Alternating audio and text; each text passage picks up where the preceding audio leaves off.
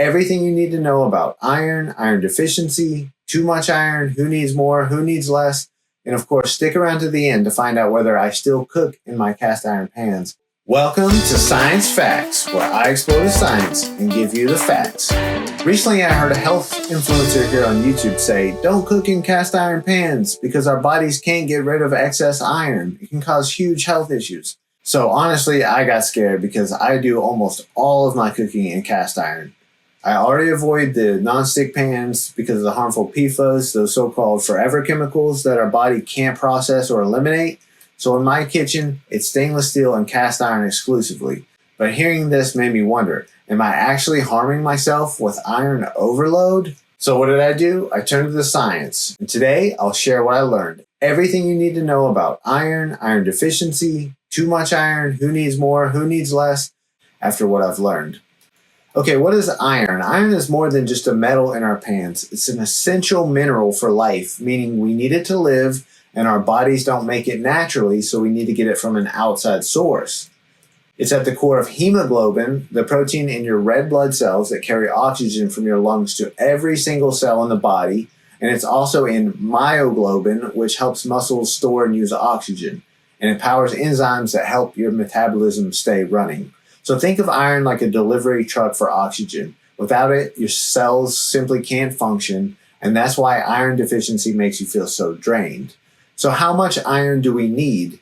Well, that depends on who you are. On the screen, you will see the recommended versus actual daily iron intake for men and women. Please note two things.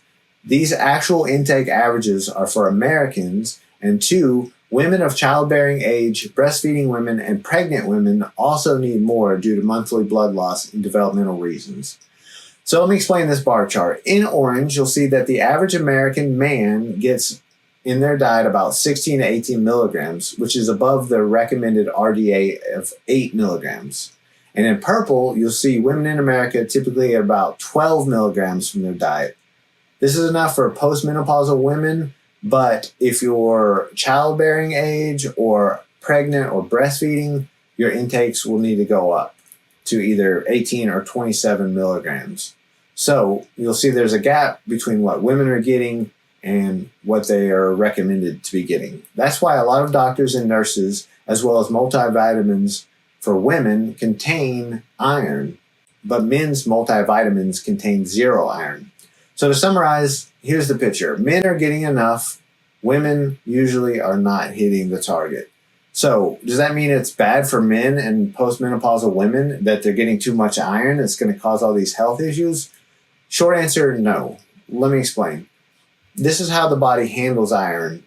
In a sense, the influencer was right that there's no, quote, iron drain, that we only lose tiny amounts through our skin, sweat, and blood. But the good news is our bodies regulate how much we absorb. So if your iron stores are low, your gut will absorb more. But if your stores are full, your gut absorbs less. So for most healthy people, everyone that doesn't have this rare genetic condition called hereditary hemochromatosis, or HH, a little extra iron isn't harmful because your body simply doesn't absorb more than it needs.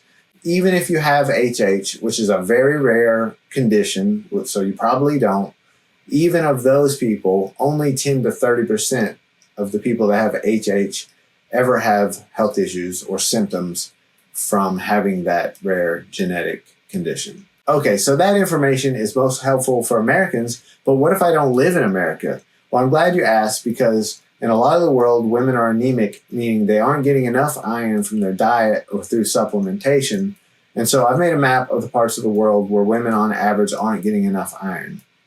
Please take a look at it, and if you're in that area, you may want to try to cook with more cast iron pans, or sometimes families in those parts of the world are encouraged to drop a little cast iron ingot called the lucky iron fish into boiling water or soup, and that'll help boost iron intake and helps fight anemia.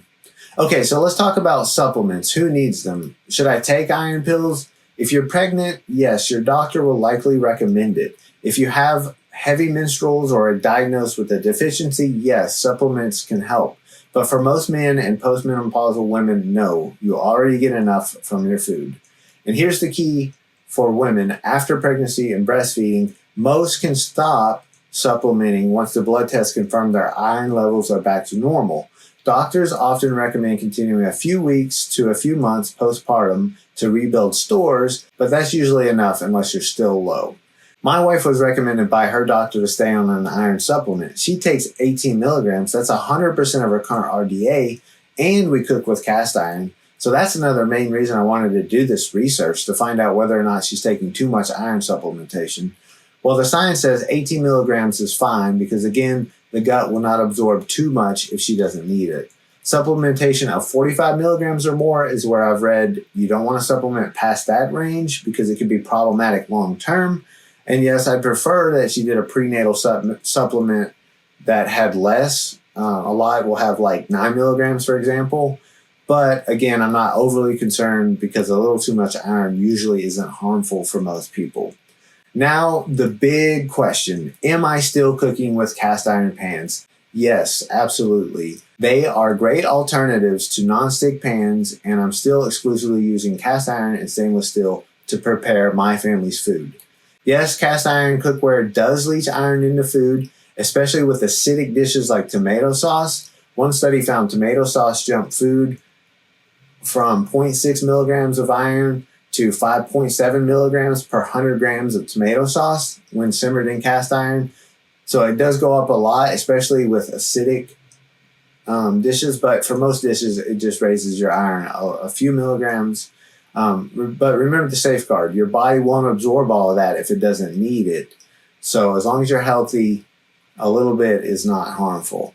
The only thing that I'll change about my food prep personally is that when I prepare very acidic dishes like spaghetti, for example, sometimes I may choose to use a stainless steel pan instead of my cast iron pan. I already boil water in stainless steel and cook soups in my stainless steel, so that's not something I'll have to change or worry about. But yes, I'm going to continue to be using cast iron. I'm a huge fan. Now, for the TLDR, let's recap. Iron is essential. It carries oxygen in your blood. Too little iron causes anemia. Usually weakness, pale skin, low energy are the symptoms. Too much iron can damage organs, but only if your body can't regulate absorption. Supplements are only for those who need them. Women who are pregnant, people that are deficient, or women with heavy cycles. And yes, cooking in cast iron adds iron, but for most of us, it's safe, natural, and even beneficial. I briefly mentioned PFAS found in nonstick and Teflon pans, so let me know if you want a video about that. But real quick, here's some alternatives. I mentioned I use stainless steel. I love that for any liquids. I find it can be trickier to cook meats as the meat can burn and stick to the pan. So I use cast iron for most of my dishes and all of my meats. You can use ceramic coated pans. They're PFAS free, but I haven't had a lot of luck with those. I'm not a big fan personally. Or if cast iron is too heavy for you, consider carbon steel, which is like cast iron, but it's lighter. If you found this helpful, please subscribe. This is one of my first videos on this channel, and I don't want you to miss out on any future science facts. Thanks for watching, and I hope you have a blessed day.